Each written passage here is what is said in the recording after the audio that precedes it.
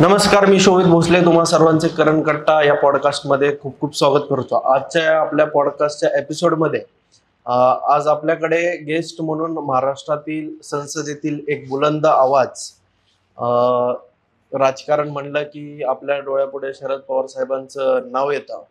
या शरद पवार साहेबांच्या कन्या, बारामती लोकसभेच्या गेल्या 3 टर्म खासदार राहिलेल्या आणि सध्याच्या 2024च्या लोकसभेच्या अधिकृत उमेदवार आदरणीय सुप्रियाताई सुळे आज आपल्या या पॉडकास्टमध्ये गेस्ट म्हणून आपल्यासोबत आलेले आहेत, आपल्यासोबत आहेत।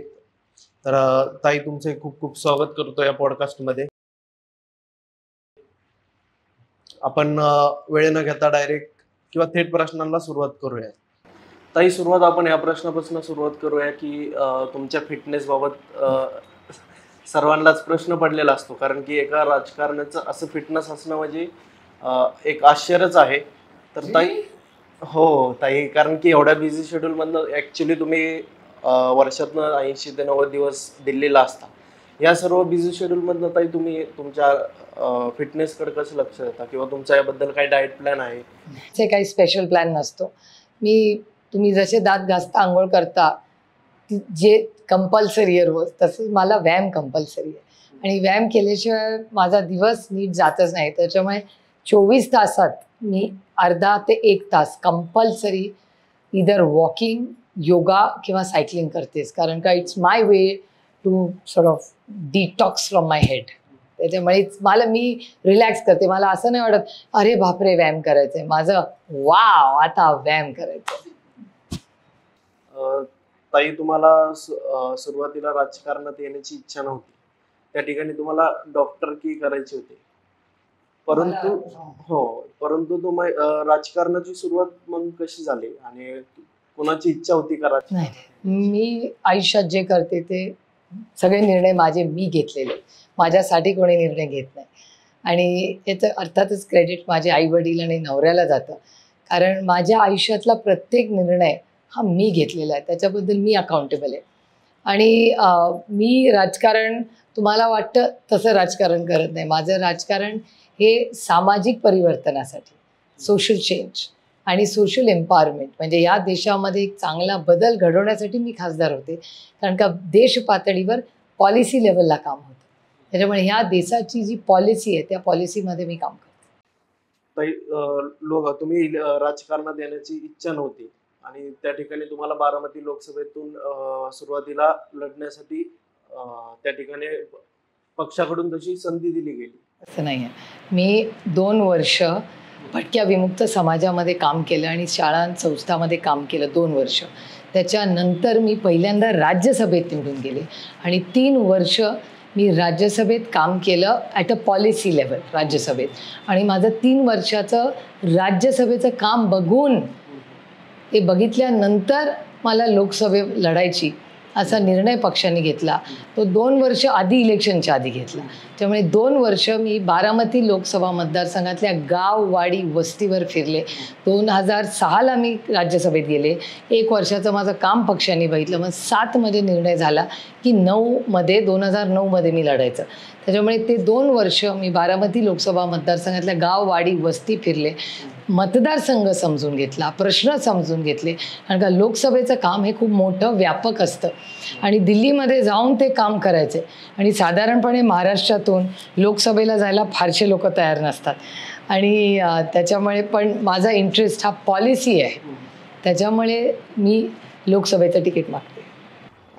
ताई, तुम्ही राजकारणात येण्याचा निर्णय घेतल्यानंतर ना त्या ठिकाणी सासरच्यांचा कसा प्रतिसाद होता?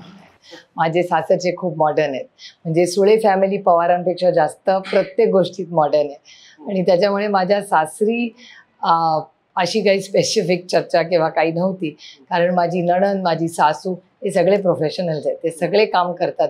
म्हणजे माझ्या सासरी जर कोणी घरात बसलं तर लोक विचारतात काय तब्येत ठीक नाही का, आज घरात कसे काय? प्रत्येकाने रोज बाहेर जाऊन काहीतरी केलंच पाहिजे। आता माझ्या नंदेला सून आली आहे, लेक आहे, हे सगळे प्रोफेशनली काम करतात। ताई, तुम्ही जेव्हा पहिल्यांदा पार्लमेंटमध्ये गेला तर तेव्हा तुमची काय मनस्थिती होती किंवा कोणत्या गोष्टीची तुम्हाला त्या ठिकाणी भीती वाटली का? ती असं नाही, दडपण येतं, भीती अशी नाही, कारण जेव्हा आपण तिथे उभे राहतो तेव्हा एक खूप मोठी जबाबदारीचं ते काम असतं. 23 लाख लोकांचा आवाज म्हणून आपण तिथे उभे राहतो. त्याच्यामुळे हे काम खूप महत्त्वाचं आहे, जबाबदारीचं आहे आणि अतिशय संवेदनशील पद्धतीने ते करायचं असतं. माझ्यासाठी लोकशाहीचं मंदिर म्हणजे पार्लमेंट आहे. म्हणजे तिथे जाताना मला असं वाटतं की मी एका मंदिरात चालली आणि मी पूर्ण म्हणजे तिथे निष्ठेने तुम्ही बघाल, मी 18 वर्ष खासदार आहे. माझ्या तोंडातून एकही चुकीचा शब्द पार्लमेंटमध्ये कधी आलेला नाही, कारण मी खूप अवेअर असते, कॉन्शियस असते की आपण जेव्हा इथे उभे राहतो तेव्हा तिथे सुप्रिया सुळेची काहीच ओळख नाही. तिथे बारामती लोकसभा मतदारसंघाचं लोकप्रतिनिधी म्हणून मी तिथे उभी राहते. तिथे Supriya Sule has no meaning.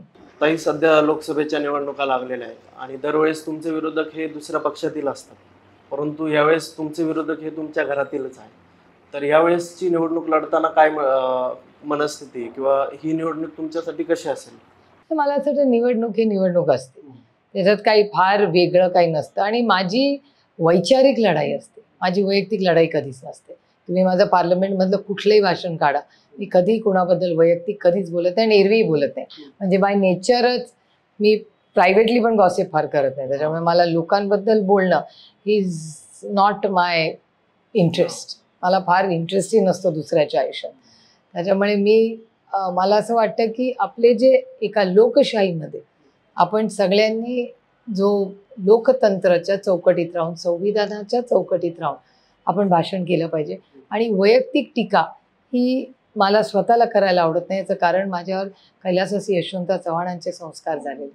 त्याच्यामुळे आपल्याला त्या संस्कृतीत राहूनच राजकारण केलं पाहिजे. आणि आदरणीय पवारसाहेब 60 वर्ष लोकशाही पद्धतीने काम करतात. आदरणीय पवारसाहेबांवर इतके वार झाले, पण पवारसाहेबांनी कधीच पलटवार केला नाही. ताई, दरवेळेस तुमच्यासोबत तुमचे भाऊ अजित पवार हे प्रचाराला असतात किंवा त्या ठिकाणी प्रचार करत असतात, तर ते यावेळेस तुमच्या विरोधात प्रचार करत आहे. तर तुम्हाला याची काही खंत वाटते का, किंवा या प्रचार करत असताना तुम्हाला याची कुठे उणीव जाणवते का? नाही, अर्थातच एक टीम, एक अजित पवार कशाला, अजून बरेचसे लोक आहेत ज्यांनी मला खूप मदत केली आहे. म्हणजे दौंडमध्ये पहिल्यांदा राहुल कुल आणि आम्ही एकत्र काम केलं. त्याच्यानंतर रमेश आप्पा थोरात आणि आम्ही एकत्र काम केलं. इंदापूरला हर्षवर्धन भाऊंनी केलं, भरणे मामांनी केलं. अशी किती उदाहरणं मी तुम्हाला देऊ. आणि अर्थातच आज म्हणजे माझ्याबरोबर संग्रामदादा थोपटे आहेत, संजय दादा जगताप आहेत. ही ताई, तुमची अपेक्षा नव्हती त्या ठिकाणी सुनेत्रा वहिनी किंवा सुनेत्राताई राजकारणात येतील, परंतु त्या राजकारणात आल्यात आणि त्या तुमच्याच विरोधात लढत आहेत. तर काय वाटतंय? तो त्यांचा संघटनेचा, त्यांच्या पक्षाचा अंतर्गत प्रश्न. आणि माझी लढाई मी तुम्हाला सांगितलं असं वैयक्तिक कोणाचीच नाही, माझी वैचारिक लढाई आहे. ते जेव्हा कांद्याला भाव देत नाही त्याच्या विरोधात मी लढणार. ते भ्रष्टाचार वाढवणार, मी त्याच्यात लढणार. इलेक्टरल बॉन्ड्सच्या माध्यमातून भ्रष्टाचार या देशात झाला त्याच्या विरोधात मी लढणार. बेरोजगारीच्या विरोधात मी लढणार. हुकुमशाही, बेरोजगारी, भ्रष्टाचार आणि नवीन पिढीला जर नोकऱ्या मिळणार नसतील, बेरोजगारी वाढणार असेल, तर त्याच्या विरोधात कोणीतरी लढलं पाहिजे ना या देशात. ताई, आता प्रचार करत असताना जनतेचा पूर्वीसारखाच प्रतिसाद आहे का? तुम्ही येऊन बघा एक दिवस माझ्याबरोबर. कारण की पवार कुटुंबात एक हे झालेलं आहे, फूट पडलेली आहे, तर पूर्वी त्याच्यात आणि लोकांमध्ये त्याचा काय संबंध? आम्ही इथे काय आमचं घरातलं काम नाही आहे, हे लोकसेवेचं काम आहे. ताई, आता रोहित दादा तुमचा अनेक तालुक्यामध्ये प्रचार करत आहे, तर ह्या राजकारणाच्या बाबतीत घरात काही मतभेद आहेत का, किंवा सुनेत्रा वहिनींचा प्रचार त्या ठिकाणी पवार कुटुंबातील कोणता व्यक्ती करत आहे? ते नाही मला माहिती. मला माझं कोण करतंय माहिती आहे, त्यांचा कोण करतंय मला. दुसरे के घर में झांकने का मुझे शौक नाही आहे. ताई, सोशल मीडियावर कॉल रेकॉर्डिंग एक व्हायरल झालं, त्यामध्ये तुमचं ते कॉल रेकॉर्डिंग आहे.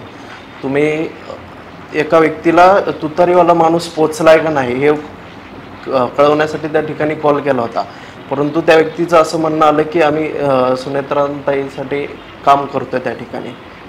तर अशी उत्तर मिळाल्यावर त्या ठिकाणी एक महिलेचा फोन करणं, रेकॉर्ड करणं हा गुन्हा आहे या देशात, आणि त्यातून तो व्हायरल करणं हा आणि मोठा गुन्हा आहे. त्याच्यामुळे कुठल्याही तूही करू नकोस. आणि सगळ्या मी मुलांनाही सांगेन की कोणीही जेव्हा आपल्याला फोन करतं ना, फोन रेकॉर्ड करू नका, कारण का ते इल्लीगल आहे, पहिला मुद्दा. आणि एका लोकशाहीमध्ये प्रत्येकाला मतं मागायचा अधिकार आहे. मलाही भारतीय जनता पक्षाने फोन करावा, मतं मागावी, मी त्याचा मान सन्मान करीन, कारण की लोकशाही आहे आणि मी लोकशाहीवर विश्वास ठेवणार. ताई, तुम्ही गेले 3 टर्म बारामती मतदारसंघाच्या खासदार राहिलेल्या आहेत. तर दौंड तालुका हा प्राकृतिकदृष्ट्या खूप चांगला आहे, तरी सुद्धा दौंड तालुक्याची प्रगती ही बारामतीच्या तुलनेत फार कमी दिसते.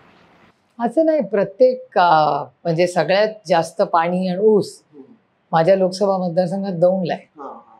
आणि तिथे त्याच्यामुळे असं सांगता येणार नाही, कारण का जॉग्राफिक अनेक बदल असतात प्रत्येक मतदारसंघात, प्रत्येक तालुक्यात, प्रत्येक एरियाच्या वेगळ्या. आता MIDC म्हणजे सगळ्यात कुठेही महाराष्ट्रात दुकानात गेलं की सुहानाचा मसाला तुम्हाला दिसतो, तो दौंडमध्ये बनतो. त्याच्यानंतर ऑइलची फॅक्टरी, सगळं जे तेल तुम्ही स्वयंपाकाला आईला विचार घरी घाता तर तो तिथेच बनलेलं असतं. त्यामुळे MIDCs असतील, साखर कारखाने असतील, रस्त्याचं इन्फ्रास्ट्रक्चर असेल, या सगळ्या गोष्टी दौंडमध्ये करण्यात आम्हाला एक टीम म्हणून यश आलंय. सगळीकडे शाळा पोचलेली आहे, सगळीकडे अंगणवाडी पोचलेली आहेत, सगळीकडे वीज पोचलेली आहे, सगळे PSCs झाले आहेत, सगळ्या PSCsला पाण्याचं कनेक्शन आहे, औषधं नेहमी स्टॉकमध्ये असतात. कोणतेही शैक्षणिक संस्था नाही किंवा आत्ताच विद्याप्रतिष्ठान काढली, विद्याप्रतिष्ठानमध्ये सुरू केलेलं आहे. आणि दुसऱ्या 2 प्रायव्हेट आहेत, त्या आहेत तिथे. ताई, तुम्ही आता म्हणला की राहुल दादांनी तुमच्यासोबत काम केलं, मग दौंडच्या विकासाच्या दृष्टीने तुम्ही एकत्र काम करता का? नाही, राहुल दादा एका वेगळ्या विचाराच्या पक्षात काम करतात, पण मी राहुल दादांचं आणि राहुल कुल आणि त्यांच्या मिसेस कुल यांचं नेहमीच कौतुक एवढ्यासाठीच करते की 5 वर्षापूर्वी माझ्या विरोधात ते इलेक्शन लढले. आणि एक गोष्ट आहे की पूर्ण कुल फॅमिली यांनी कधीही पातळी सोडून माझ्यावर टीका केली नाही आणि आम्हीही कधी त्यांच्यावर केली नाही. त्याच्यामुळे एक अगदी डिग्निफाईड कॅम्पेन हे कुल कुटुंबांनी केलं, त्याबद्दल कांचन आणि राहुल कुल यांचं मी मनापासून नेहमीच कौतुक करते. ताई, सध्याची राजकीय परिस्थिती बघता तुम्हाला असं वाटतंय का की महाविकास आघाडीची सत्ता येईल? अर्थातच. आणि जर का सत्ता आली तर अजित पवार पुन्हा शरद पवार राष्ट्रवादी काँग्रेस पक्ष शरदचंद्र पवार गटात येणार का? आणि आले तर त्यांना पक्षात आणि घरात काय स्थान असेल? ते मला काही माहिती नाही. मी एवढं नक्की सांगेन, आमचं सरकार आल्यावर आम्ही सरसकट कर्जमाफी करू. आणि ताई, अजित पवार गटातील काही कार्यकर्त्यांनी मध्ये एक विधान केलं होतं की बाबा मुलीला लग्न करून दिल्यानंतर ना तिने माहेरी जास्त लुडबुड करावी नाही, यावर काय मत आहे?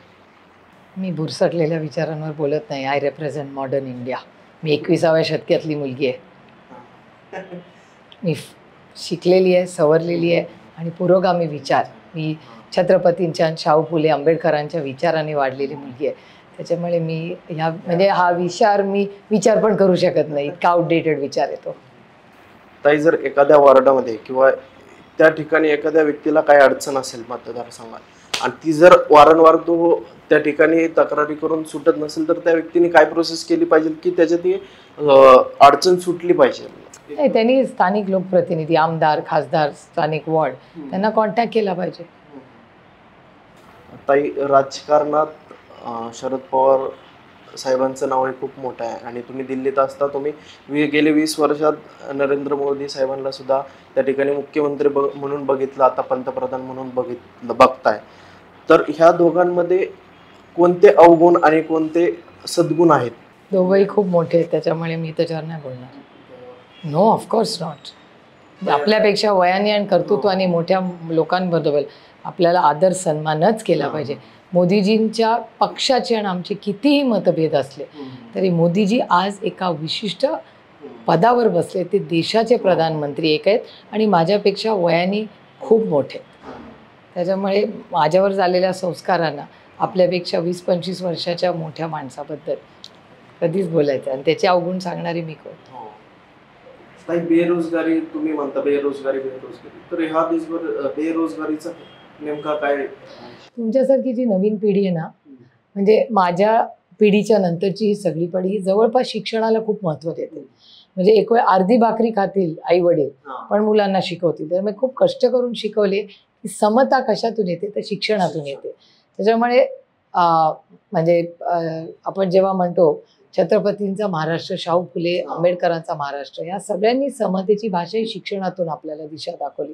आणि शिक्षणाच्या माध्यमातून का आपण स्वतःला स्किल करतो, शिकतो, की हाताला काम किंवा व्यवसाय करायला. कालच एक बातमी आली होती की IIT जी या देशातली सगळ्यात मोठी संस्था आहे, त्या शिक्षण संस्थेमध्ये 35% मुलांना ह्या बॅचच्या नोकऱ्या मिळालेल्या नाही आहेत. हे खूप चिंताजनक आहे. हा राजकीय विषय म्हणून मी नाही मांडत, ते मी एक सामाजिक विषय म्हणून मांडते.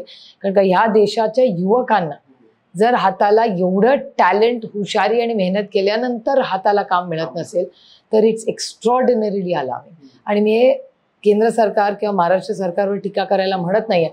सगळ्याच गोष्टी राजकीय नसतात, काही गोष्टी सामाजिक असतात. त्याच्यामुळे जर आजचा जो यूथ आहे त्याला जर एवढं शिक्षण करून एवढा तो हुशार असेल तर न्याय मिळत नसेल तर त्याचा उद्रेक होऊ शकतो. त्याचबरोबर तुम्ही बघा कुठलीही भरती, मग बँकेची भरती असेल, रेल्वेची भरती असेल, सरकारी नोकरीची भरती असेल, या सगळ्या भरत्यांमध्ये एका जॉबला जर एका नोकरी ॲज अ युनिट धरलं तर जवळपास 900 ते 1000 क्वालिफाईड ॲप्लिकेशन्स येतात, विच इज व्हेरी व्हेरी वरिसम. म्हणजे तुम्ही विचार करा, एका सीटसाठी 900 ते 1000 मुलं जी टॅलेंटेड आहेत, कष्टाळू आहेत आणि सुशिक्षित आहेत हे ॲप्लिकेशन करतात.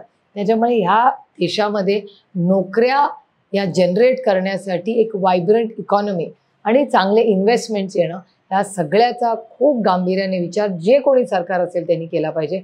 आणि आता एक नवीन गोष्ट येते ज्याला आपण AI म्हणतो, आर्टिफिशियल इंटेलिजन्स. आर्टिफिशियल इंटेलिजन्स हा एक खूप मोठा इम्पॅक्ट करणार आहे.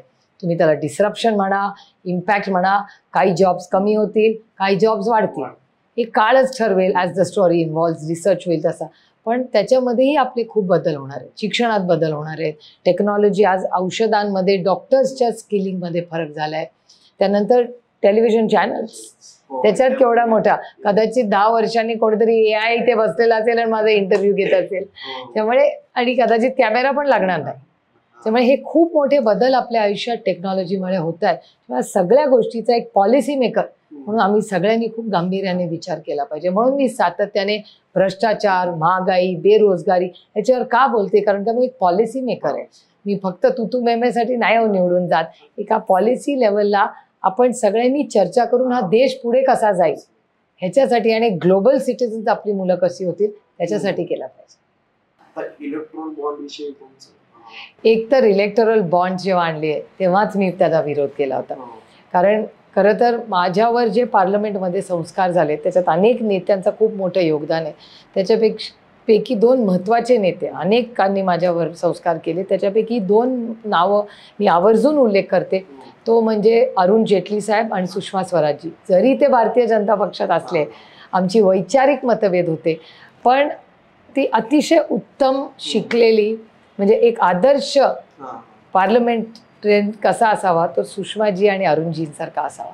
आणि अरुणजी फायनान्स मिनिस्टर असताना त्यांनी इलेक्टोरल बॉन्ड्स आणले आणि आम्हाला सगळ्यांना मनात अस्वस्थता वाटत होती की इलेक्टोरल बॉन्ड्समधून भ्रष्टाचार होऊ शकतो का. याचं कारण इलेक्टोरल बॉन्ड्स कोण विकत घेते आणि कोणाला देतं आहे हे सांगायचं नाही. का लपवायचं.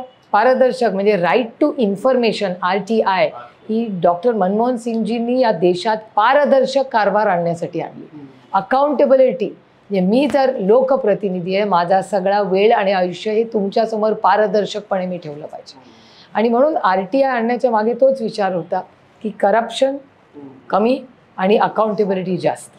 आणि त्याच पार्श्वभूमीवर जेव्हा हे काम झालं, आपलं इलेक्टोरल बॉन्ड झाले, तेव्हा आमच्या मनात संभ्रम होता की हे नक्की काय. आणि तेव्हा आम्ही खूप युक्तिवाद झाला, खूप म्हणजे सन्मानाने झाला.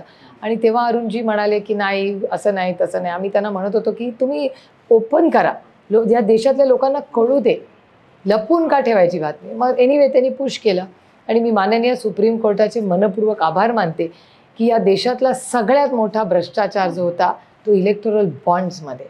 म्हणजे मी तुम्हाला 2च उदाहरणं देते की इलेक्टोरल बॉन्ड्स म्हणजे काय, सोप्या शब्दात तुम्हाला सांगते की आपण स्टेट बँकेत जायचं. समजा मला एखाद्या पक्ष, तुमचा एक पक्ष आहे X म्हणूया, त्या पक्षाला मला निधी द्यायचा आहे तुमच्या इलेक्शनसाठी, तर मी स्टेट बँकेत जायचं, 10 रुपये द्यायचे, 10 रुपयाचा इलेक्टोरल बॉन्ड घ्यायचा आणि तो तुमच्या पक्षाला द्यायचा. माझं नाव कधीच एक्सपोज होणार नाही, तुमचं होणार नाही. पण माझं म्हणणं आहे की मी जर पारदर्शकपणे तुमची वेलविशर आहे आणि तुम्हाला पैसे द्यायचे तर मला, तर मी का माझं नाव लपवावं आणि तुम्ही का लपवावं की सुप्रिया सुळेंनी पैसे दिले? हा आमचं बेसिक ऑब्जेक्शन होतं. पण जेव्हा नावं बाहेर आली तेव्हा 2-3 गोष्टी ज्या खूप आश्चर्यजनक होत्या. त्याच्यामध्ये भ्रष्टाचार आहे का? तर आहे. हे मी म्हणत नाही आहे. क्विट प्रो को हा शब्द माननीय सुप्रीम कोर्टाचा आहे आणि सुप्रीम कोर्टाने सांगितलं की क्विट प्रो को हे काम होणार आहे. क्विट प्रो को म्हणजे काय की तुम्ही मला काहीतरी द्यायचं आणि त्याच्या बदल्यात मी तुम्हाला काहीतरी द्यायचं. असं 2 कंपनीजचं तुम्हाला अगदी छोट्यामध्ये उदाहरण देते. एक म्हणजे प्लीज मी सॉरी आहे, तुम्ही माझ्यापेक्षा लहान आहात, आय एम रिअली सॉरी. हा विषय मी माझ्यापेक्षा न मोठ्या न लहान मुलांशी बोलला पण पाहिजे. पण तुमच्या आणि सगळ्या जे आज हे बघतायत त्यांची मी सुरुवातीला माफी मागते आणि विषय बोलते, कारण का हा सुसंस्कृत घरांमध्ये हा विषयाची चर्चा होत नाही. ती म्हणजे जुगाराची कंपनी. जुगार आपल्या समाजात चांगला समजत नाही. तर ह्या जुगाराच्या कंपनीने 300 कोटी रुपयाचे बॉन्ड दिले. जेव्हा त्या कंपनीचा टर्नओव्हर 500, म्हणजे माझ्या खिशात 500 रुपये टर्नओव्हरचे म्हणूया आणि मी 1300 कोटी रुपये कुठून आणणार? तुमच्याकडे जर 500 रुपये असतील कंपनीमध्ये तर 1300 रुपये तर देणार कसं तुम्ही? सिंपल भाषेत साडी विकत घ्यायला गेला कासटमध्ये तर 500 रुपये खिशात असतील तर 1300 रुपयाची साडी घेऊ शकता का? अर्थातच नाही. तर ज्या कंपनीचा टर्नओव्हर 500 रुपये, त्या जुगार खेळणाऱ्या कंपनीने 1300 कोटी आणले कुठून? हा मोठा प्रश्न पहिला. आणि त्यांच्यावर ईडी आणि सीबीआयची रेड झाली 19 आणि 20 मध्ये. त्याच्यानंतर 21 साली त्यांनी इलेक्टोरल बॉन्ड्स कुठल्या तरी मोठ्या पक्षाला दिले. आता कुठल्या पक्षाला दिले? कोणता पक्ष येते आता सोप कळेलच तुम्हाला लवकरच. सगळ्यांनाच माहिती आहे, कारण का 1300 कोटी रुपये एकाच पक्षाकडे आले ज्यांच्याकडे 8000 आहेत. बाकी सगळे 200च्या खालीच आहेत. एकच पक्ष आहे त्याच्याकडे 8000 आहेत. त्याच्यामुळे इट इज ऑब्व्हियस. तो पहिला मुद्दा. आणि दुसरी मेगा इन्फ्रास्ट्रक्चर नावाची एक कंपनी आंध्र प्रदेशची. आता मेगा इन्फ्रास्ट्रक्चरकडे देशात सगळे जे मोठे बिग तिकीट इन्फ्रास्ट्रक्चर झाले त्या इन्फ्रास्ट्रक्चर प्रोजेक्ट्स त्यांच्याकडे आहेत. आता मला सांगा, गेल्या 10 वर्षात मोठे इन्फ्रास्ट्रक्चर प्रोजेक्ट्स कुठल्या पक्षाने कुणाला दिले? आणि त्यातून 1000 कोटी रुपये त्यांनी दिले. एक. आणि दुसरा महत्त्वाचा मुद्दा की त्यांच्यावर पण ईडी आणि सीबीआय झाले. म्हणजे दोन्ही केसेसमध्ये 19 मध्ये ईडी आणि सीबीआयच्या केसेस झाल्या. त्याच्यानंतर त्यांनी इलेक्टोरल बॉन्ड्स घेतले आणि ते एका मोठ्या पक्षाला दिले. हा भ्रष्टाचार नाही आहे? हे क्विट प्रो को नाही आहे? हे दिस इज लिगलाइज. म्हणजे जे अनऑफिशियल होतं ते तुम्ही ऑफिशियल करून दिलं. कोर्टात गेल्यामुळे हे पर्दाफाश झाला, नाही त्या देशाला कळलंच नसतं. हे दुर्दैव आहे, खूप दुर्दैव. आणि इलेक्टोरल बॉन्ड्स हा या देशातला सगळ्यात मोठा स्कॅम आहे. आज अरविंद केजरीवाल यांच्या अटकेबद्दल काय बघू? नो, अरविंद केजरीवाल हे आमचे सहकारी आहेत आणि त्यांच्यावर जो अन्याय झाला आहे, किंवा संजय सिंग, आता संजय सिंगांना काल बेल दिली. मी माननीय सुप्रीम कोर्टाचे मनपूर्वक आभार मानते की त्यांनी हा रिलीफ त्यांना दिला. पण मला तुम्ही सांगा, संजय सिंगांवर 1 रुपयाचा आरोप नाही. आणि त्यांनी काय सांगितलं त्या कोर्टात मध्ये की ट्रेल सापडलाय पण पैसे कुठे आहेत माहिती नाही. कदाचित खर्च झाले असतील. ऐसे किस्से हो सकता? हे काय चेष्टा आहे का? म्हणजे मी तुम्हाला सांगायचं की मी त्या डब्यात पैसे ठेवलेत, तुम्ही जाऊन बघायचं की सुप्रिया म्हणते त्या डब्यात 500 रुपये ठेवलेत, तो डबा उघडल्यावर नाही आहेत. अरे म्हणजे पैसे होते का नाही? अगदीच बाळबोध आहे, अगदीच बाळबोध. आणि संजय सिंग ह्या माणसांनी खरंच, म्हणजे मी त्यांची तुम्हाला गॅरंटी देऊ शकते, संजय सिंग हे अतिशय उत्तम भाषण करतात, एक अतिशय सुसंस्कृत माणूस आहे. त्याच्या आयुष्यातले 6 महिने त्यांच्यावर अन्याय झाला आणि ते फक्त सत्ताधाऱ्यांच्या विरोधात बोलतात म्हणून त्यांना जेलमध्ये टाकले. आघाडी, महाविकास आघाडीची जर सत्ता आली तर ईडी मध्ये काय फेरबदल करतात का? एक तर आदरणीय पवार साहेब 60 वर्ष राजकारणात आणि समाजकारणात आहेत. पवार साहेबांनी कधीही आयुष्यात सुडाचं राजकारण नाही केलं. आणि सत्ता ही कशासाठी असते? सूड काढण्यासाठी नसते. सत्ता हे एक टूल आहे, एक माध्यम आहे तुमच्या आयुष्यात एक चांगला बदल घडवण्यासाठी. ते एकामेकाचे बदले आणि असल्या गलिच्छ कामांसाठी नाही. आणि दुर्दैव आहे की महाराष्ट्राचं आणि देशाचं राजकारण हे फक्त हे गलिच्छ सुडाचं झालेलं आहे. आणि मी त्याचा जाहीर निषेध करते. आम्ही जेव्हा सत्तेत येऊ, आम्ही सुडाचं राजकारण कधी केलेलं नाही आणि कधी करणार नाही. हे गलत आहे. जो गलत आहे वो गलत ही आहे. कुठल्याही बाजूला तुम्ही बसला, सत्तेत किंवा विरोधात, ज्या गोष्टी चुकीच्या आहेत त्या चुकीच्याच आहेत. आणि काहीतरी मॉरल्स, म्हणजे काहीतरी नैतिकता असली पाहिजे माणसाची. आणि माझी तर आहे, मी रामकृष्ण हरीवाली आहे, मला माझ्या विठ्ठलाला रोज उत्तर द्यावं लागतं. ताई तुमचं सीए बद्दल काय मत? म्हणजे मला कळलंच नाही कधी आलं आणि कधी गेलं, काय कळलंच नाही नक्की त्या सीए ची पॉलिसी काय किंवा काय पोझिशनला आहे. ते लॉन्च झालं आणि सगळ्या राज्यांनी करायचं ठरलं आणि मग चिडी चूप, उसका क्या हुआ. त्याच्यामुळे नक्की प्रशासनात काय चालेल मला विचाराल तर या राज्य आणि देशासमोर आज महागाई, बेरोजगारी, भ्रष्टाचारी मोठी आव्हानं आहेत. पण त्याच्यावर दुष्काळही मोठा आहे. तुम्ही पण दौंडच्या, दौंडमधले अनेक गावं अशी आहेत जिथे आता टँकर सुरू केलेले. तशीच परिस्थिती इंदापूरला आहे, तीच बारामतीला आहे, तीच पुरंदरला आहे. त्यामुळे दुर्दैव आहे आणि मला प्रचंड वेदना होतात. इलेक्शन येतील आणि जातील, पण आज कष्ट करणारा माझा शेतकरी बंधू हा अडचणीत आहे. कांद्याला भाव नाही आहे, सोयाबीनला भाव नाही आहे, दुधाला भाव नाही आहे, त्याला पाणी नाही आहे, त्याचं पीक जळून चाललंय. कोण घ्यायला जबाबदारी? असंवेदनशील ट्रिपल इंजिनचं जे सरकार आहे ते अतिशय असंवेदनशील आहेत. त्यांना फक्त घरं फोडा, पक्ष फोडा ह्याच्यातच ते व्यस्त आहेत. त्यांना प्रशासन आणि लोकांच्या आयुष्यात चांगला बदल घडवण्यात अजिबात रस नाही. हा आरोप आहे मला या सरकारवर. ताई मी एक दौंडचा नागरिक म्हणून तुम्हाला एक प्रश्न विचारतो. जरूर, प्लीज, तुमचा अधिकार आहे. ताई मी गेले 2.5 वर्ष दौंडवरून अपडाऊन करतो, परंतु दौंडमध्ये सकाळी 9 नंतर ना कोणती दुपारी 2 शटल सर्व्हिस, हो शटल सर्व्हिस नाही. आणि त्या ठिकाणी ज्या डेमो म्हणून लोकल चालू आहे त्या सुद्धा त्या ठिकाणी 2-2 तास, हा म्हणजे जिथं 1 तासाचा रूट आहे त्या ठिकाणी 2-2 तास लावतात. तर या ठिकाणी लोणावळ्याला जी लोकल आहे ती चालू व्हायला किती काळ लागेल? किंवा मी तर सातत्याने मागते, मी फ्लोअर ऑफ द हाऊस पार्लमेंटमध्ये दौंडचा उल्लेख करून बोललेली आहे की त्या ज्या वंदे भारत सुरू केलेत, माझा वंदे भारत आणि विकासाला अजिबात विरोध नाही, पण हा देश गरीब आणि कष्ट करणाऱ्यांचा देश. तुम्ही जर 6 वंदे भारत केल्या तर त्याला 12 ते 18 गरीब रथ आणि शटल सर्व्हिसेस केल्या पाहिजेत, कारण का ती गरज आहे त्याची. म्हणजे दौंडवर होणारा अन्याय मी सांगते या केंद्र सरकारचा. दौंडला 160 ट्रेन थांबायच्या, 160, आता 98 समथिंग थांबतात, एखादा नंबर कमी जास्त असेल, पण म्हणजे मोठा मोठा 60 धरूया, म्हणजे 100 ट्रेनचे स्टॉपेजेस दौंड स्टेशनला कमी केलेत. आणि याच्याबद्दल मी सातत्याने पार्लमेंटमध्ये लढत आले. आणि तुम्ही म्हणताय ती शटल सर्व्हिसची मागणी, डेमोची, आम्ही सांगून थकले. आणि जेव्हा जेव्हा आम्ही सांगतो की हे बदल करा तेव्हा केंद्र सरकार सांगतं आम्ही एफिशियन्सी वाढवतोय. एफिशियन्सी कोणासाठी वाढवत आहे? ती वंदे भारत पुण्यातून निघते ह्याला सोलापूरला जी झपकन दौंडकर बघतात, ती ना त्यांच्याशी थांबते ना त्यांच्याही उपयोगाची. आणि त्याच्यात लोक किती बसतात, मोकळीच जाते ती वंदे भारत. क्या पाया फिर? एवढे पैसे खर्च करून तुम्ही वंदे भारत काढली, कोणाच्या पत्रात काय पडलं? त्याच्याऐवजी 4 शटल सर्व्हिस केल्या असतात तर आशीर्वाद मिळाला असता त्या मंत्रालयाला. ताई आता काही वैयक्तिक जीवनावर तुमचे प्रश्न आहेत. ताई तुम्ही व्हॉट्सअपवर रिप्लाय देता म्हणे, कारण की एखादा राजकारणी व्हॉट्सअपवर रिप्लाय देणं म्हणजे खूप मोठी बाब आहे. कारण की एखाद्या प्रतिनिधीला जर साधा टेक्स्ट मेसेज केला तर त्या ठिकाणी रिप्लाय येत नाही, परंतु तुम्ही व्हॉट्सअपवर रिप्लाय देता, हे कसं? नाही, व्हॉट्सअप इज अबाउट अकाउंटेबल. मी खूप पारदर्शक आयुष्य जगते आणि मी खूप टेक्नॉलॉजी ड्रिव्हन आहे. आणि माझ्या सगळ्या स्टेक होल्डर्स म्हणजे बद्दल एक मला व्हॉट्सअप का बरं वाटतं, कारण का त्याच्यात अकाउंटेबिलिटी राहते. Single tick, double tick, blue tick, म्हणजे वाचलंय. आणि मी कधी ते ब्लॉक करत नाही, कारण का माझ्या मतदार किंवा जो व्यक्ती मला कॉन्टॅक्ट करतो त्याला कळलं पाहिजे की मी वाचलंय. म्हणजे त्याच्यात म्हणून मी एक पारदर्शक आणि अकाउंटेबल आयुष्य जगते.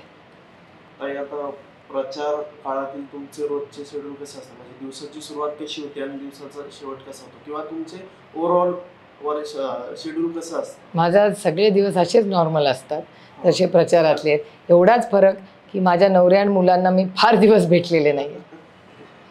त्या ठिकाणी त्यांचा काही विरोध होत नाही? काही नाही. I have an extraordinarily supportive family. त्यांना कळतंय त्यांची आई तिच्या आयुष्यातलं एक खूप मोठं युद्ध लढते, त्याच्यामुळे त्यांचा प्रचंड मला सहकार्य आहे.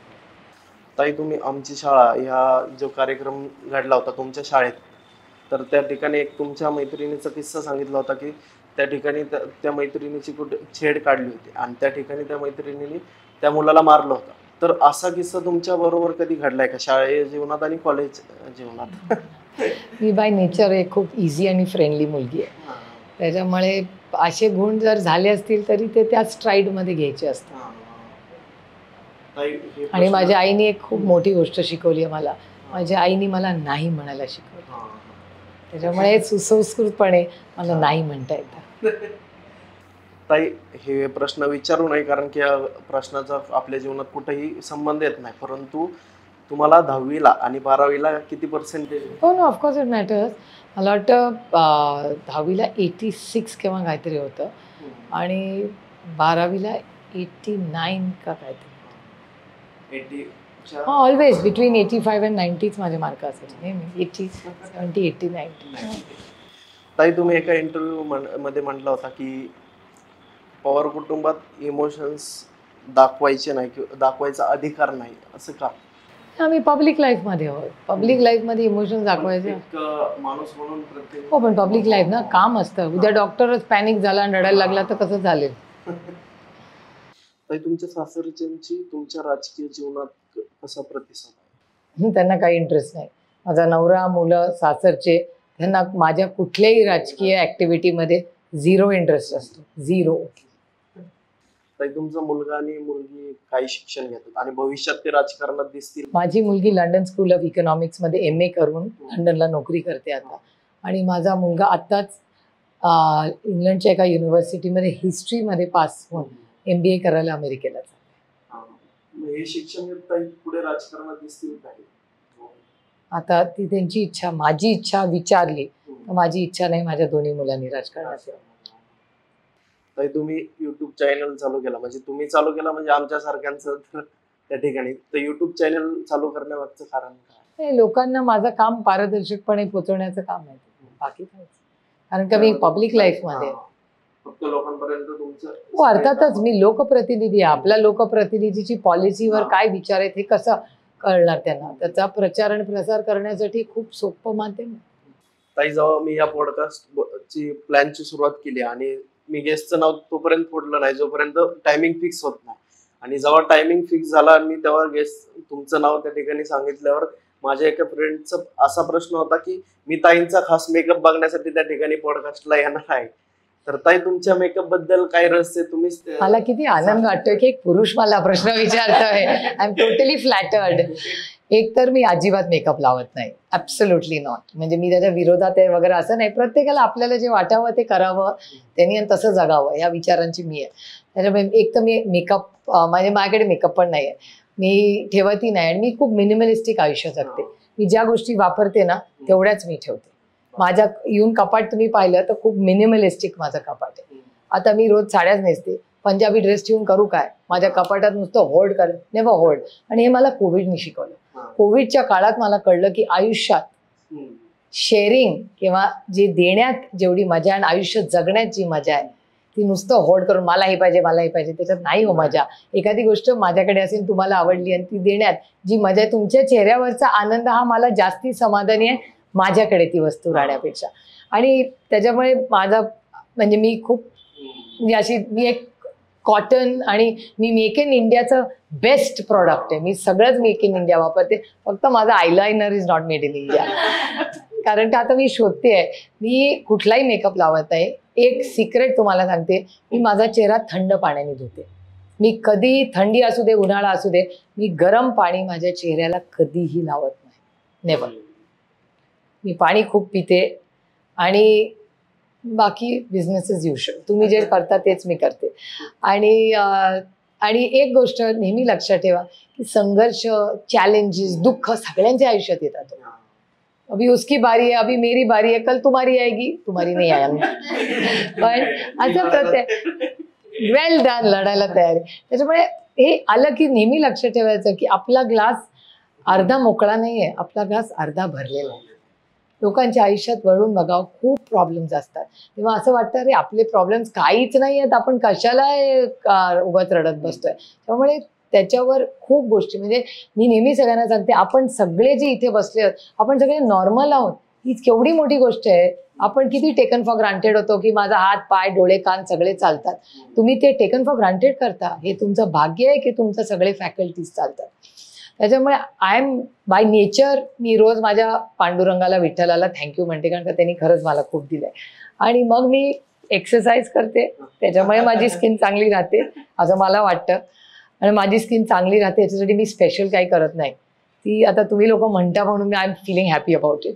पण मी आय लायनर लावते फक्त, बाकी माझ्या चेहऱ्याला मी थंड पाणी सोडून काही लावत नाही. मी जास्त साबण पण लावत नाही. मी थंड पाण्याने माझं तोंड धुते नेहमी. आणि मी 10 वेळा तोंड धुवत नाही माझं दिवसभर. आणि त्याच्यानंतर माझा आय लायनरचा ब्रँड हा बॉबी ब्राऊन आहे. कारण का खूप लोक मला विचारतात what is this I liner.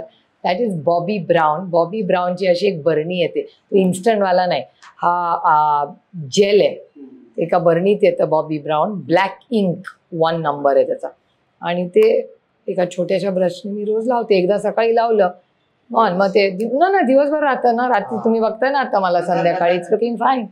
आणि ते हे आहे, वॉटरप्रूफ आहे. त्याच्यामुळे पाऊस, अश्रू, इट्स ऑल ओके. अश्रू आनंदाचेही असू शकतात, दुःखाचेही. It doesn't come in its way. आणि जस्ट बी हॅपी. तुम्ही आनंदी राहा. आयुष्यात आपल्याला खरंच देवाने खूप दिलं, त्यामुळे बी ग्रेटफुल. तुम्ही ग्रेटफुल असला की नेहमी विचार करते की माझ्या आयुष्यात लोकांना असं वाटतं अरे किती लढाई करताय वगैरे. अहो मी लढते आहे, पण ठीक आहे ना, माझ्या आयुष्यात एक घर आहे, मला अन्न आहे, माझी मुलं नॉर्मल आहेत, माझा नवरा, आई, वडील, माझी फॅमिली, माझं फ्रेंड सर्कल, माझा लोकसभा मतदारसंघ इतका मला प्रेम देतं. ह्याच्यापेक्षा आयुष्यात काय लागतो. मी चेष्टेने सांगते, तुम्ही खूप यंग टीम आहात इथे, तुम्ही कशाची कोशिंबीर खाता. काकडी. या पण खातात, कॅमेरामॅन पण काकडीचीच खाता ना, करेक्ट. तुम्ही कशाची वेगळ्याची खाता. आता मुकेश अंबानींकडे सगळ्यात जास्त पैसे, ते हिऱ्याची कोशिंबीर खातात का, काकडीचीच खातात की नाही. त्याच्यामुळे आयुष्यात पैसे पैसे, यश यश हे कसं असतं. यश, अपयश, सुख किंवा दुःख हे एक तर पचवता आलं पाहिजे. आणि त्याचबरोबर प्रत्येकाच्या आयुष्यात ते येतं. आणि येत असताना दोन्ही दिवस तसेच साजरे करायचे. आणि अमिताभ बच्चनचे पण पिक्चर फ्लॉप होतात ना, तेव्हा ते रडत बसतात का, नवीन उमेदीने परत कामाला लागतात. तेव्हा सगळ्या गोष्टी होत असतात हो. आणि नेहमी लक्षात ठेवा, extreme happiness and extreme pain, म्हणजे अति दुःख किंवा अति आनंद, या दोन्हीला माणसंच लागतात. त्याच्यामुळे जीवाभावाची माणसं ही आयुष्यात गोळा करा. ती सगळ्यात तुमची मोठी पुण्याई आहे आणि ती तुमची मोठी ताकद आहे. ताई, एक महिला म्हणून तुम्ही आता सर्वांशी लढत आहात, म्हणजे त्या ठिकाणी पार्लमेंट आणि सर्वच लोकांशी तुम्ही लढत आहात. तर एक महिला म्हणून त्या ठिकाणी लोकांचा बघण्याचा दृष्टिकोन काही वेगळा आहे का तुमचा. एक तर मी त्याचा विचारच करत आहे, मी एक महिला आहे असाच मी एक तर विचार करत नाही, कारण का मी एक लोकप्रतिनिधी. दुसरं की जबाबदाऱ्या. आता माझ्या आई वडिलांनी मला कशाचं शिकवलं, म्हणजे शिक्षण केल्यावर मग महिला आणि पुरुष ह्याच्यात कशाला अटकायचं. आणि लोक काय विचार करतात याचा मी विचारच करत नाही, कारण का प्रत्येकजण आपल्या स्वभाव, आपल्या सर्कमस्टन्सेस प्रमाणे विचार करतात. ते मी कसं कंट्रोल करणार, मी कशी वागू शकते, मी काय करू शकते, मी कंट्रोल करू शकते. समोरच्याचं मी कसं कंट्रोल करू शकणार. आणि मला असं वाटतं की पुरुष किंवा महिला याच्यात अंतर काय, जेव्हा पाण्यात पडलं की पोहता येतं. आणि जेव्हा जबाबदाऱ्या असतात तेव्हा जबाबदाऱ्यांनीच आपण वागलं पाहिजे. आपल्या आई वडिलांनी आपल्यावर संस्कार का केले, शिक्षण कशाला दिलं. आणि ज्या समाजात आपण राहतो तेव्हा मी तुम्हाला एक खूप म्हणजे कसं तुम्हाला सोप्या भाषेत तुम्हाला मुलांना मी सांगू की मी नुसतं प्रभू श्रीराम म्हणत नाही, मी मर्यादा पुरुषोत्तम राम म्हणते. कारण का माझ्यावर झालेले जे भारतीय मराठी संस्कार आहेत ते सगळे मर्यादेतच राहायचे असतात. आणि आपण मर्यादा म्हणूनच वागायचं असतं. हेच माझ्या कुटुंबाने, माझ्या आईनी आणि समाजातून मी शिकले. त्याच्यामुळे मी मर्यादा राखायचा प्रयत्न करत असते. माझ्याकडून चुका होतात, मी काय फ्लॉलेस नाही आहे, मी रोज चुका करते. आणि नंतर मला वाटतं अरे हे नाही करण्याची येता, मग ते चूक करेक्ट करायची. पण एक चूक जर त्या कुठल्याही व्यक्तीने 3 वेळा केली ना, याचा अर्थ ती चूक नाही, इट्स अ चॉईस. त्यांनी तो निर्णय घेतलेला असतो. पण आपण चुकतो. मी सांगते ना, मी रोज चूक करते, नंतर मी रिग्रेट करते, अरे ऐसा नहीं करना चाहिए था मैंने. मग मी रात्री विचार करते, सुप्रिया अभी ये तुमसे गलती हुई है, आता परत असं वागू नकोस, डोंट डू दिस. त्यामुळे आणि इट्स अ जर्नी ना, नोबडी इज परफेक्ट यार. आदमी माझ्याकडून तो होताच, रोज होतात, पण त्याच्यातून शिकायचं असते. इसी को तो लाईफ केअर. ताई, शरद पवार साहेब राजकारणात बिझी होते आणि म्हणजे साहेब राजकारणात असताना तुम्ही अजूनही आहेत राजकारणात ऍक्टिव्ह. आहे, तर तुमच्यावर संस्कार जास्त कोणाचे झालेले आहेत घरात, साहेबांचे की आईंचे? माझ्यावर अर्थातच आई, वडील, कुटुंब, समाज, माझी शाळा, कॉलेजमध्ये असणारे शिक्षक या सगळ्यांनीच झाले. आणि सगळ्यांना असं वाटतं की आदरणीय पवारसाहेब खूप व्यस्त आहेत, पण माझ्या आयुष्यात जेव्हा जेव्हा मला पवारसाहेब गरजेचे एक वडील म्हणून वाटले ते नेहमी तिथे होते. म्हणजे माझ्या शाळेचे रिझल्ट गेला, माझे वडील शाळेत यायचे. माझ्या स्पोर्ट्स डेला माझे वडील मुख्यमंत्री होते तरी यायचे आणि मागे बसायचे. माझे जे लहान मुलांचे डान्स आणि ते असतात ना सगळे शाळेमध्ये कल्चरल इव्हेंट्स, त्याला ते यायचे. माझ्या कॉलेजच्या ग्रॅज्युएशनला ते स्वतः हजर राहिलेले आहेत. माझी दोन्ही मुलं ज्या डिलिव्हरी जेव्हा मला झाली, माझे वडील दोन्ही माझ्या डिलिव्हरीजला होते. त्याच्यामुळे ते किती व्यस्त असले, मलाही कधीतरी विचार करतो अरे किती मॅनेज. म्हणजे दोन्ही माझ्या डिलिव्हरीज जेव्हा झाल्या तर रात्री माझ्या आईने त्यांना फोन केला की ते दिल्लीत होते की सुप्रियाची डिलिव्हरी उद्या आहे. ते मिळाले त्या 4 का 5 वाजताच्या फ्लाईटने होते. रेवतीचा जन्म झाला तेव्हा ते हॉस्पिटलमध्ये बाहेर बसले होते हाताची घडी घालून. आणि विजयच्या वेळेस लकीली ते मुंबईतच होते. पण रेवतीच्या वेळेस ते दिल्लीवरनं प्लेन म्हणजे धावत पळत आले. रेवतीला बघितलं आणि त्या दिवशी CWC होती, काँग्रेसची वर्किंग कमिटी होती, ती रेवतीला बघितलं आणि परत गेलं. त्याच्यामुळे आणि कसं आहे की he is not a 24/7 bye father. कारण एक तर माझी आई एक खूप कर्तृत्ववान महिला आहे. त्याच्यामुळे माझी आई खूप प्रॅक्टिकल आहे. म्हणजे मग एकदा माझा पायाचा ॲक्सिडेंट झाला, मी पाय तुटला, तर मी तिला म्हटलं ओ तू बाबांना कळवलं का? ती बाबांना कशाला कळवायचं? म्हटलं का? तर ती म्हणली की बाबा थोडी धावत येणार आहेत, ते धुळ्याला आहेत, चल आपण जाऊ, बाबांना रात्री कळवू. इट्स करेक्ट ना, कारण बाबा काय करणार होते आणि त्यांना विचारांना कशाला धुळ्याला फोन करून सांगायचं अरे पडली, पाय तुटला, अरे छोडो यार, उचला. माझी आई पण सुशिक्षित आहे, उचललं, हॉस्पिटलमध्ये नेलं, प्लास्टर घातलं, घरी आणलं, सो सिम्पल. पण माझी आई त्याचा कधी बाऊक करत नाही. त्याच्यामुळे इट ऑल लुक्स नॉर्मल. ताई तुम्ही म्हणलात की साहेब तुमच्या शाळेच्या जीवनात तिथं उपस्थित, प्रत्येक कार्यक्रमाला उपस्थित असायचे, कॉलेजमध्ये आजही असतात रेग्युलरली. माझ्या मुलांच्या पण फंक्शन्सला ते जातात. म्हणजे माझी मुलं जर प्रवास करणार असतील तर एक वेळ मला फ्लाईट माहिती नसते, पण पवार साहेबांना माहिती असते. त्यांना त्यांच्या नातवंडांची कॉलेजची फी किती आहे, हॉस्टेलची फी किती आहे, सुट्ट्या कधी लागणार आहेत, सगळं त्यांना माहिती असतं. ते कॉन्स्टंटली चेक करतात. ताई तुम्हाला ते कॉलेजमध्ये एक CM म्हणून आल्यानंतर तुम्हाला शिक्षक वर्गाकडून किंवा कॉलेजमधून एक वेगळीच वागणूक असेल ना?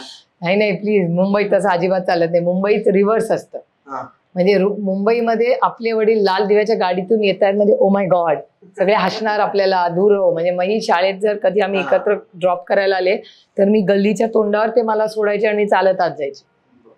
आणि त्या काळातला मुख्यमंत्री काही एवढ्या गाड्या आणि तो काय ते स्टेनगान बेनगान असं नव्हतं. आम्ही जेव्हा वर्षात राहायचो ना, त्या वर्षाचा दरवाजा, वर्षा म्हणजे मुख्यमंत्र्यांचं घर, तर त्या बंगल्यामध्ये दरवाजा बंद कधीच नसायचा, तो उघडा असायचा, कोई भी आओ और कोई भी जाओ. म्हणजे माझं भाग्य. आणि माझे वडील जेव्हा मुख्यमंत्री होते तर नॉर्मल बस ट्रेनने मी कॉलेज आणि शाळेत जायचे, बिकॉज दॅट वॉज नॉर्मल यार. वडिलांना प्रमोशन मिळालंय त्याचा माझा काय संबंध? आणि हे माझ्या आईचं कर्तृत्व आहे. माझ्या आईने नेहमी मला नेलं. तुमचे वडील समजा बँकेत असतील, त्यांना प्रमोशन मिळालं ना, तसंच माझे वडील मुख्यमंत्री झाले, त्यांना प्रमोशन मिळालं, कोणची बडी बात आहे. इतकं प्रॅक्टिकल माझ्या आईनी आमचं घर हे राजकारण आणि आमच्या आयुष्यात कधी, त्याच्यामुळे आम्ही सत्तेत असू दे किंवा नसू दे आमच्या आयुष्यात बदल पडत नाही, कारण का आमच्या आईनी ते सत्तेतले दिवस आमच्या आयुष्यात यूज दिले. ताई तुम्ही युवकांना कोणता सल्ला देऊ इच्छिता? युवकांसाठी नाही म्हणायला शिका. Learn to say no. आणि नो ड्रग्स, चिक चिक नो. आणि चांगला अभ्यास करा, कर्तृत्वानं, आणि स्वतःला पाहिजे ते करा. What ever makes you happy यार. तुमको रेडिओ जॉकी बनना है, तुमको AI में कुछ कर, तुम्हाला जे वाटेल ते चांगलं शिका, जबाबदारीने वागा आणि एक उत्तम नागरिक व्हा आणि आई वडिलांचं नाव रोशन करा. ताई तुमची आता करण कट्टामध्ये मुलाखत झाली, तर करण कट्टाबद्दल ह्या काय बोलू इच्छिता? करण कट्टा हे एक यंग टीम काहीतरी करू पाहते. मला खूप आनंद वाटतो आणि मला खूप एक्साइटमेंट असते. एखादी नवीन पिढी काहीतरी करू पाहते. ते मला दौंडवरनं पुण्याला येताना ट्रेनमध्ये भेटले आणि मला म्हणले मला तुमचा इंटरव्ह्यू करायचा. म्हणजे शुअर करेंगे. त्यामुळे एखादा युवा पिढी मधला यंग युवा काहीतरी करू पाहतो त्याला आपण नेहमीच प्रोत्साहन दिलं पाहिजे. आणि त्याच्यामुळे मला हा करण कट्टा करताना खूप मजा आली. आणि मला जाणवलंही आल्यावर की ही सगळी यंग टीम आहे. कॅमेरामॅन काहीतरी ॲडजस्ट करतोय, तिथली मुलगीची गडबड करते, दुसरी एक मुलगी हे स्वतः हाताने लावते. It was too cute. म्हणजे मला खूपच ते आवडलं आणि मला इतका आनंद वाटतोय की ह्या यंग टीममध्ये मला बोलायची संधी मिळाली आणि तुम्ही मला बोलवलं त्याबद्दल तुमचे आभार. तर आता शेवटच्या भागात रॅपिड फायर म्हणून एक भाग आहे. हा, तर शरद पवार साहेबांना तुम्ही कन्या म्हणून काय सल्ला देताल? आराम की काम? ऑफकोर्स काम. ताई, विधानसभेवर लवकर कोण येईल, पार्थ पवार की युगेंद्र पवार? ते नाही मला माहिती. पण एक नाही, आय कांट आन्सर, कारण का दोघांना लढायचं का नाही हेच मला माहिती आहे. ताई, दिल्ली का मुंबई? मुंबई. आणि मुंबईला घर आहे म्हणून आणि चव्हाण सेंटर जिथे मी नोकरी करते म्हणून. आणि दिल्ली ऑब्व्हियसली कारण का पार्लमेंट आहे. मुंबई का बारामती? बारामती. का? बारामती माझी कर्मभूमी आहे. जवळचा पक्ष कोणता, शिवसेना की अजित पवार गट? ऑब्व्हियसली शिवसेना. राष्ट्रवादी काँग्रेस, अजित पवार गट? नाही, कारण का ते आता भारतीय जनता पक्षाबरोबर गेले. ताई, धन्यवाद. पहिलं तर मी दिलगिरी व्यक्त करतो की आल्यानंतर तुम्हाला, अरे आर यू मॅड, ये सब चलता रहता. आणि तुम्हाला तुमच्या या व्यस्त जीवनातून, व्यस्त कामकाजातून वेळ आम्हाला या ठिकाणी दिला, त्याबद्दल तुमचे खूप खूप धन्यवाद. It's my job and my pleasure.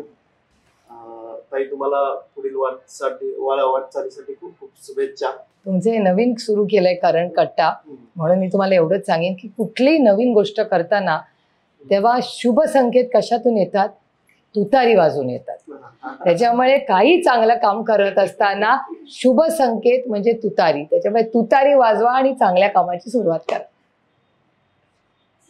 धन्यवाद. तर मित्रांनो, आपण या ठिकाणी थांबूयात, कारण की आपण अशा अनेक विषयांवर पुढे पॉडकास्ट करत राहू, अनेक विषयांवर चर्चा करतच राहू. या ठिकाणी आपल्याला थांबावं लागेल. धन्यवाद. आपण पुढच्या पॉडकास्टला नक्कीच